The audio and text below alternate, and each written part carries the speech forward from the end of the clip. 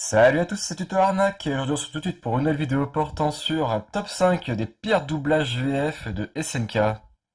Alors l'idée c'est pas juste de critiquer dans le vent comme on pourrait le croire, mais en fait c'est surtout de montrer pourquoi est-ce que je n'aime pas cette VF.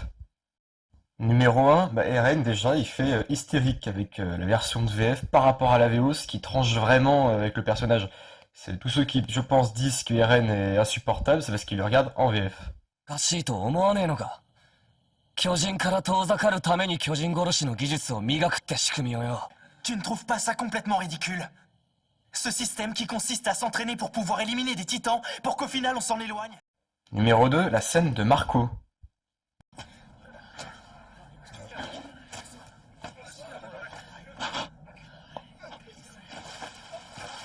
Ouais.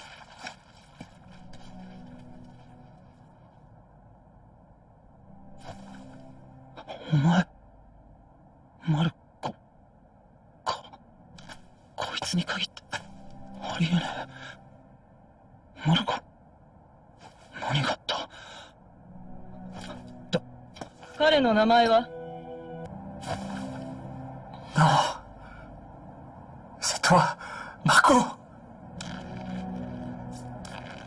Jeune recrue, est-ce que tu connais son nom? Non, ça n'a pas pu lui arriver. C'est pas possible. Pas Marco. Alors, comme vous avez pu le voir, ce qui ne va pas pour moi, en fait, c'est l'ambiance générale, l'atmosphère. Déjà, on se demande pourquoi est-ce qu'elle ne l'entend pas, le prénom Marco, quand elle lui pose la question, alors qu'il parle en gueulant. C'est un effet de style qui se donne dans ce manga, et je trouve qu'il ne colle pas du tout avec celui-ci.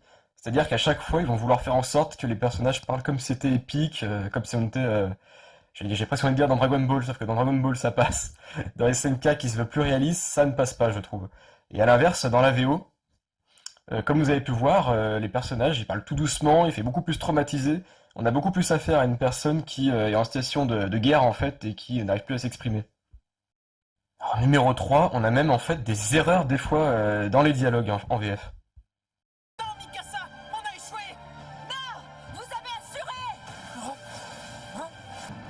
Hansi! Mikasa, il est à toi! Mikasa, reste-là.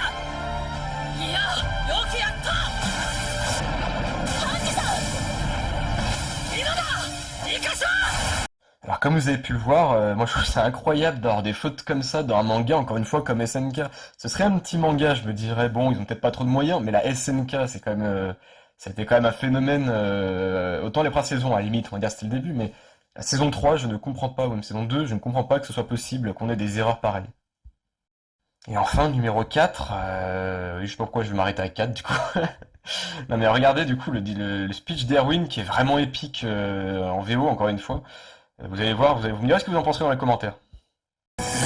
いや違うあの兵士たちに意味を与えるのは我々だあの勇敢な死者を哀れな死者を思うことができるのは聖者である我々だ我々はここで死に次の聖者に意味を託すそれこそ唯一この残酷な世界に抗う術なのだ兵士を怒れ兵士を叫べ兵士を叩け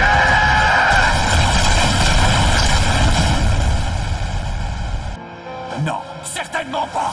À nous de faire en sorte qu'il ne soit pas mort en vain. Ces héros ont tous connu une fin tragique.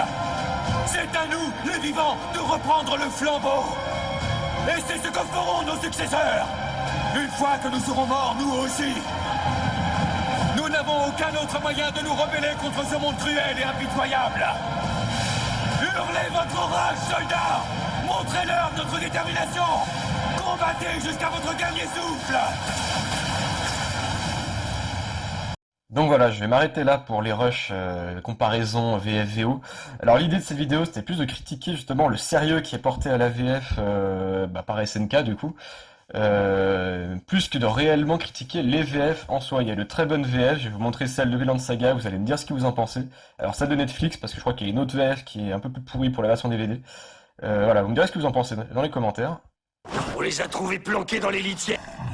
Askeladd, c'est fichu. Ragnar avait raison. Il est temps de fuir. La chance t'a tourné le dos. On n'est pas les seuls. Au fond d'eux, tous tes hommes savent qu'il n'y a aucun espoir. Cette fois, c'est la fin. Ils sont là. On est acculés. Il est trop tard. Torquel te tient à la gorge.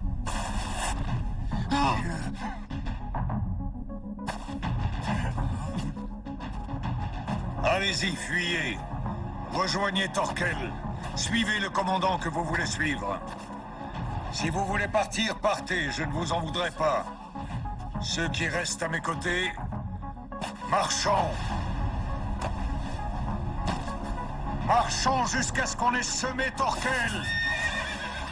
On mangera en marchant. On dormira en marchant.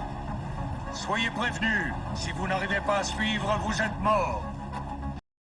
Donc voilà, vous me direz ce que vous pensez dans les commentaires, ça m'intéresse vraiment votre avis sur la question, mais là pour le coup, je trouve qu'il y a une très bonne VF, il y a un rythme qui est assez incroyable, ça va bien avec la bande son, ça va bien avec le personnage, je trouve que le ton qu'il prend correspond bien à la scène, et surtout les personnages secondaires, ce qui est vraiment le gros problème des VO, je trouve, c'est qu'ils sont travaillés également. On n'a pas des personnages cartoon, j'ai envie de dire. Je trouve que dans SNK, le problème qu'il y a notamment avec les personnages secondaires, bon, je montrerai pas les scènes parce que voilà, la flemme, je vais en trouver les, voilà. Mais c'est qu'en fait, les personnages, ils sont très manichéens. Il y en a qui parlent comme des crapules, par exemple. Or, dans SNK, les personnages sont justement tous sauf manichéens. En général, on a des personnages qui sont au contraire, ça va être des enfoirés à un moment, je pense à Nick, par exemple, et puis d'autres moments, on se rend compte qu'ils sont pas si méchants que ça, en fait, ça dépend des circonstances. Et à l'inverse, d'autres personnages qu'on pense gentils, je pense à Pixie, sur d'autres moments, ils vont être plus mitigés, etc., etc. Et c'est ça justement la force de SNK. Et même par rapport à Levi, je sais que certains aiment beaucoup la voix, moi je n'aime pas du tout personnellement. Je trouve que la voix de Levi en VF, ça me pensait en fait à Meta Knight dans Kirby, c'est qu'il donne un côté dark un peu surabusé, et il n'est pas réaliste son personnage, chose qu'il est normalement je trouve en VO. Bon après pour la VF d'SNK, l'acteur Askeladd joué par Féodor Atkin, qui est quand même, c'est celui qui a fait Dr House ou Elrond dans Seigneur des Anneaux, c'est un doubleur qui est quand même voilà, au level j'imagine. Mais voilà quoi, je veux dire, c'est bien la preuve que c'est possible de faire une bonne VF. Je pense que il y en a beaucoup qui critiquent les VF de manière générale en mode ah non moi je suis VO, je suis à l'ancienne. Mais je pense qu'il n'est pas là le problème. Le problème c'est le sérieux qui est porté à la VF, c'est les moyens qui sont investis dedans. Je mettrai pas tous sur la faute des doubleurs par contre, parce que je pense vraiment qu'ils ont des moyens limités. Je sais pas du tout comment ça se passe, mais j'imagine que ça doit rusher entre deux prises. Les textes certainement pas eux qui les font. Je pense pour le discours d'Erwin Smith, il aurait fallu qu'en fait ils changent des formulations. Je pense quand il répète tout à fait, et c'est exactement ça, tout à fait d'accord avec vous, il aurait fallu qu'à ce moment-là, ils disent tout le temps la même chose parce que ça renforce le côté fataliste. Il faut qu'ils prennent un autre ton, on a l'impression qu'ils parlent comme un professeur d'école ou d'éducateur sportif.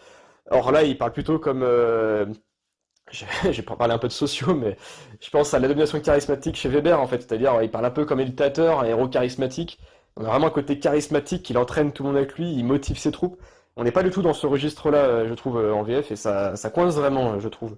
Mais bref, voilà, tout ça pour vous dire que le problème, je pense, c'est pas tellement les VF, c'est pas forcément les doubleurs non plus, mais c'est le sérieux qui est porté aux traductions, en fait. Et je ne pense pas, côté fataliste, que c'est impossible d'avoir de bonne VF. Seulement, je pense qu'il faut mettre plus de moyens dedans, et je trouve que Vinland Saga, pour le coup, la version Netflix, je crois qu'elle a été rachetée parce qu'ils veulent faire la saison 2, ou ils détiennent les droits, du moins. Ils vont pas la faire directement. Et bah, du coup, ça montre quand même que c'est possible. Et du coup, voilà. Juste cette vidéo avait juste pour vocation à présenter cet avis. Dites-moi vraiment ce que vous en pensez dans les commentaires, ça m'intéresse. Et puis on se dira plus pour de nouvelles vidéos.